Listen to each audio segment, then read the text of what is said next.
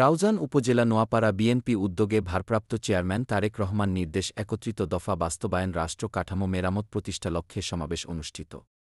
প্রধান অতিথি উপস্থিতি থেকে বক্তব্য রাখছেন বিএনপি কেন্দ্রীয় ভাইস চেয়ারম্যান সাবেক সাংসদ গিয়াস কাদের চৌধুরী, সভাপতিত্ব করেন বিল্লাল মেম্বার।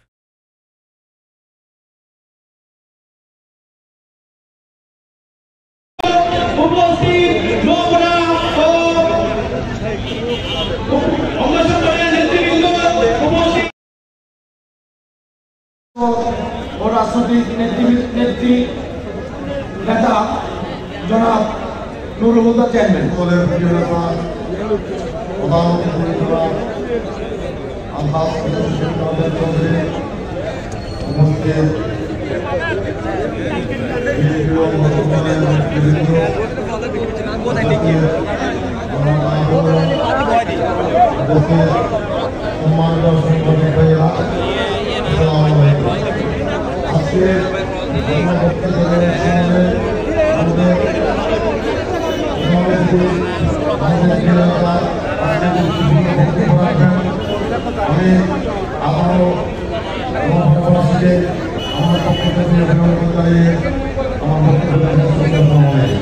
আমি নোয়াপাড়াবাসীর কাছে কিছু নিতে আসি নাই, আমি দিতে এসেছি।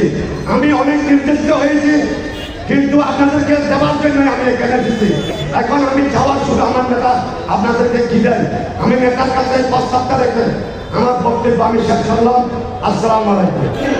আমি লম্ব বক্তব্য করা আমাদের এই নেতা, আপনারা জানেন একটা কথা বলেছিলেন, শেখ হাসিনার পরিণতি তার পিতার চাইতেও বেশি হবে, খারাপ হবে। এই কথাটা বলার কারণে তাকে 3 বছর সাজা দিয়েছিলেন এই সরকার।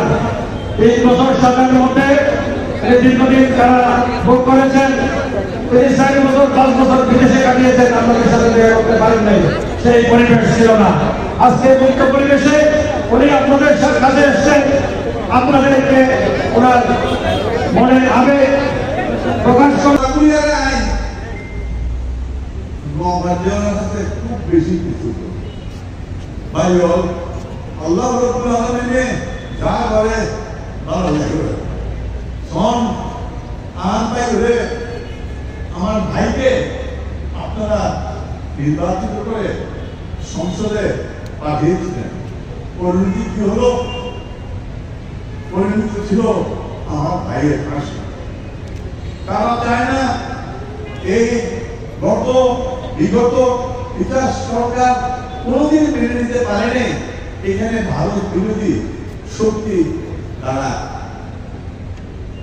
নোয়াপাড়ায় এসেছিলাম বক্তব্য নিয়ে কথা বলতে, দেখি এই নির্বাচন জাতীয়তাবাদী দলের নয়, এই নির্বাচন জাতীয় নির্বাচন, একটি বৃহৎ শক্তির বিরুদ্ধে আমরা লড়াই করছি। সেই বিরুদ্ধে আপনাদের কাছে জোরালো ভাবে বলে গিয়েছি, ভাইরা বন্ধুরা দোহাই লাগে এই নৌকায় তোমরা উঠো না। এই নৌকা এই আওয়ামী লীগের নৌকা নয়, এই নৌকা ছিল ভারতের হিন্দুস্তানের নৌকা। তারেক রহমান সাহেব আমাদের জাতীয়তাবাদী দলের ভারপ্রাপ্ত চেয়ারম্যান, এটা ওনার নয়।